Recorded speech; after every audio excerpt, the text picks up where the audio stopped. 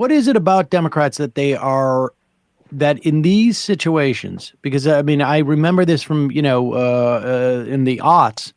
I was not in middle school. I was well into my career at that point, into a second career.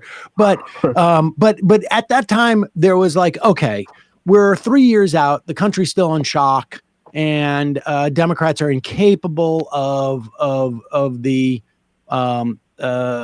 finding a spine to actually sort of like sell a different vision of what we should be doing in the context of, let's say, the global war on terror, whatever it was, right? Yeah.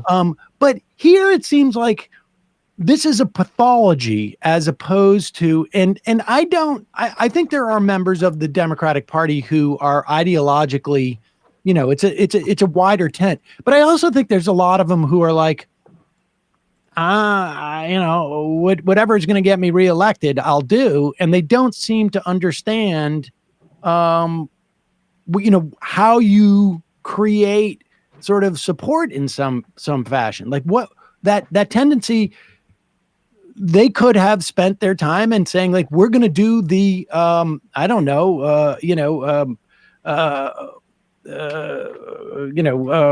Jose, Zapata Act. I'm just picking a name.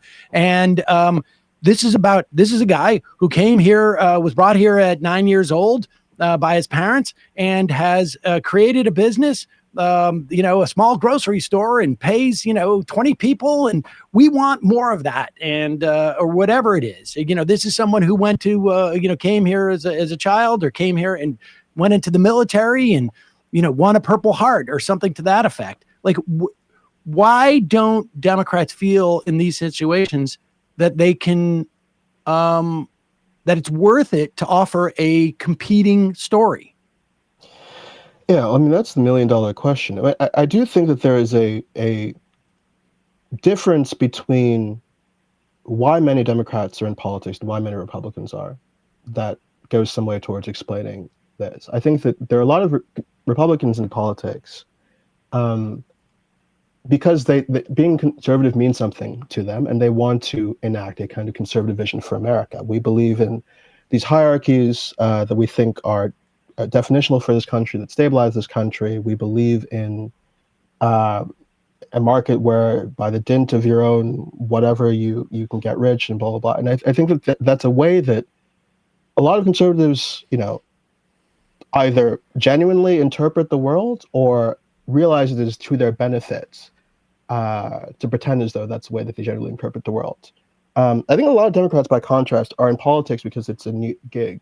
You have all of these people who don't retire. Sometimes you'll hear from them, why have you been in office for so long? Jerry Connolly winning over AOC in the oversight race is a good example of this. There's an interview he did where he was like, well, look, like, it's kind of my turn here. Like, I've been here for so long. That's what's important. It's just kind of, this is just kind of how it works. Like, you get your seniority and you find a way in position.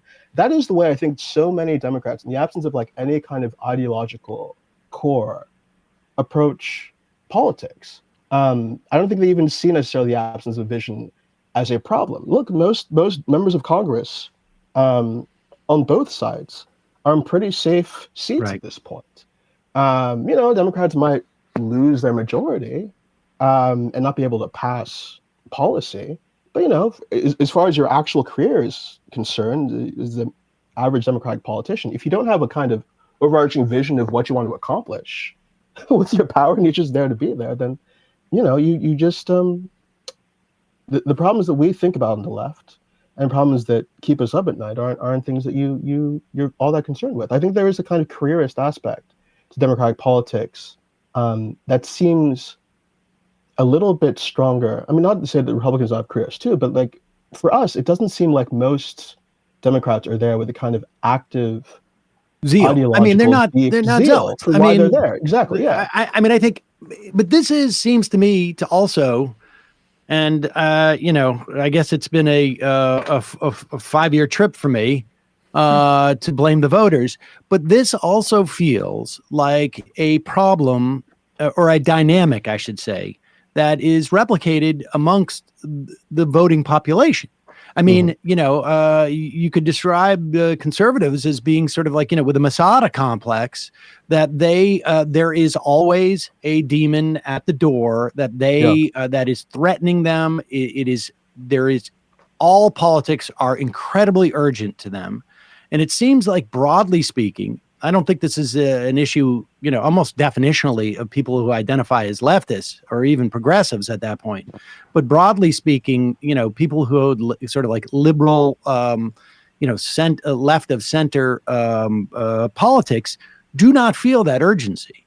And, to the extent that there's just the idea of a primary threat on the right is far more intense than it is.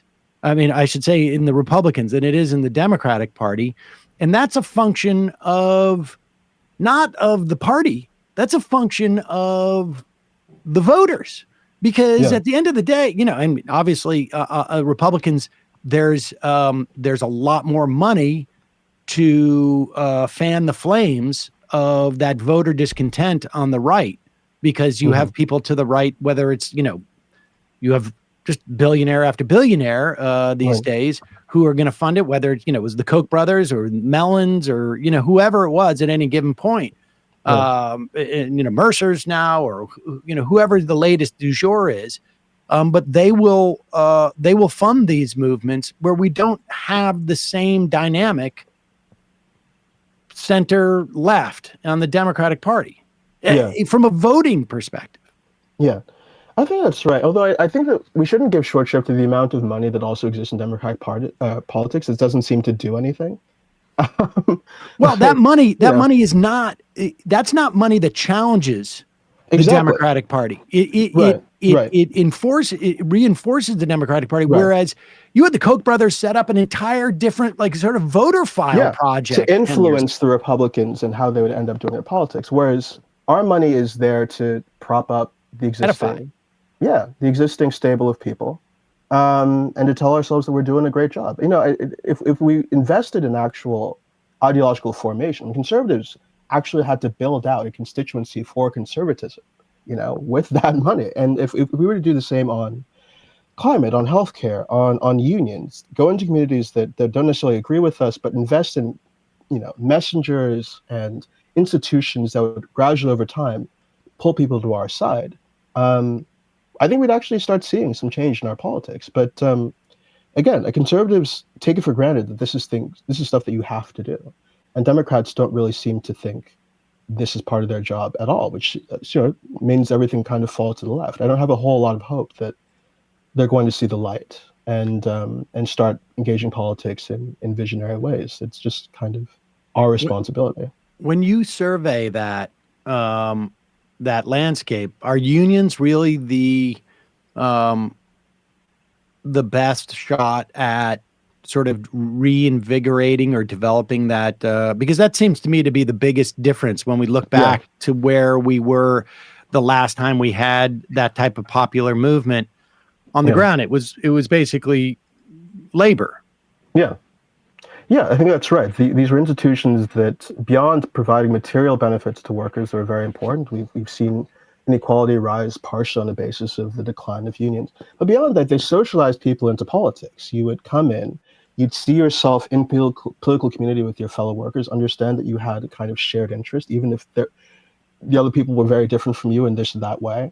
You learned about elections, you learned about policy issues. The unions took their resources and then backed progressive policies in Washington. So, historically, a lot of democratic power and a lot of the progress that we were able to make in America obviously sat on the basis of having strong unions. And I think that they have to be part of the solution here. Although, I think that the difficulty here is the Republicans have done so much, understanding everything I've just said, to weaken them and to make it more difficult to organize. And so I think we're at a point now where we have to start thinking creatively about reviving traditional unions, but also finding other ways that we can build worker power and put workers in community with each other. Again, sometimes that looks like traditional unions, but there are other things that we could maybe experiment and try implementing, including in the workplace, right? So I've become really, really invested in democratizing work creating institutions within work that get workers to talk with each other and solve problems together by law. Whether or not you have a union, maybe there are things we can institute as a matter of statutes, like works councils, other things that they have in Europe, that create some of those structures for people to engage with on a regular basis. But I think labor power and creating forums where people are coming together on a regular basis at work is part of the solution here. I think that this is the political infrastructure that we've used to have and that we kind of lack, and we're seeing the impact of that. I mean, it's also the most obvious in some respects, and the most sort of I guess insulated from this, because you can't, if you stop your workers from showing up to work, you've harmed yourself in that instance. And if they're organizing in fashions that aren't necessarily that are I guess focused on political power and just simply organizing and creating alliances, if people could understand the value of that without even necessarily the short-term material gains that are associated with it, that to me seems like pretty powerful and very, very difficult to undermine, because how do you undermine that? Yeah. And the other thing too I've been thinking about a lot is to the extent that Democrats seem like they stood for anything in this past election, they stood for our democracy, in quote. They stood for, or tried to make it seem like they stood for democratic institutions, democratic governance. And I think a lot of people heard all of that and said, I don't know what democracy has really done for me. It doesn't seem like it's worked in my interest in Washington. It seems like the rich get their way. What is the value in democracy actually? And what does it have to do with, me making my rent or me paying my medical bills and so on? Ben Rhodes wrote a piece in the Washington Post Right. About that. I can't believe I've cited Ben Rhodes as much as I have over the past month. But we're all shocked by this for ourselves, yes. But that was largely his point. Is he had seen that internationally. This idea of going around, you're promoting something, and people are just like, "Is that the thing we've had now? Because that's not working for me." Right. But I think I say this to say. To make democracy stick for people, you need to give it a kind of material grounding and have people understand how it benefits them in very concrete ways. I think one of the easiest ways to do this is to tell people, look, a union is democracy. Like, you're getting together with your fellow workers. They're often products of literal elections, right? And when you're in a union and you work together with other people and you come to collective decisions that make your working conditions better, that elevate your pay. This is, I think, a way that people can begin to see democracy as a system of values that actually means something concretely, materially for them. They go to the polls and say, democracy isn't just this kind of abstract thing that my high school teacher told me was important. It is the way that I got my last raise. It is the way that I addressed some working condition that's bothering me. And so I have more of a connection to it as a system of values than I would have otherwise, right? And this is one of the reasons why I think bringing democratic values and bring democratic thinking into the economy is so important. It sustains people's faith and willingness to defend democratic ideals, and it grounds them in something more than just abstraction. And I think that's really, really important. What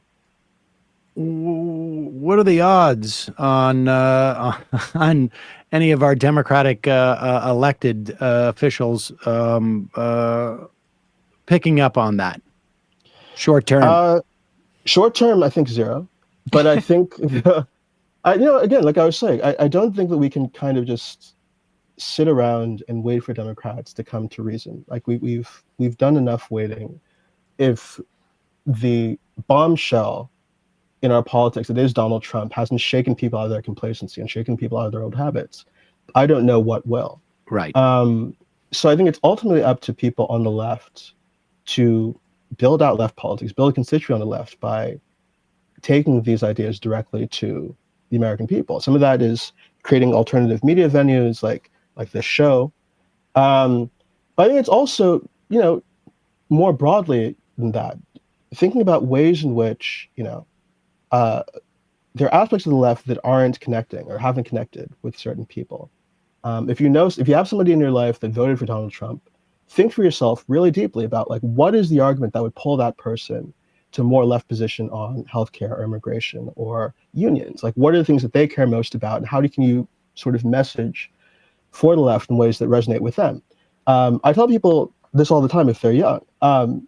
If your parents are not on the left, if you prefer the left than your parents, think about what arguments you could make, and what messaging you could come up with that would bring that kind of person to your politics.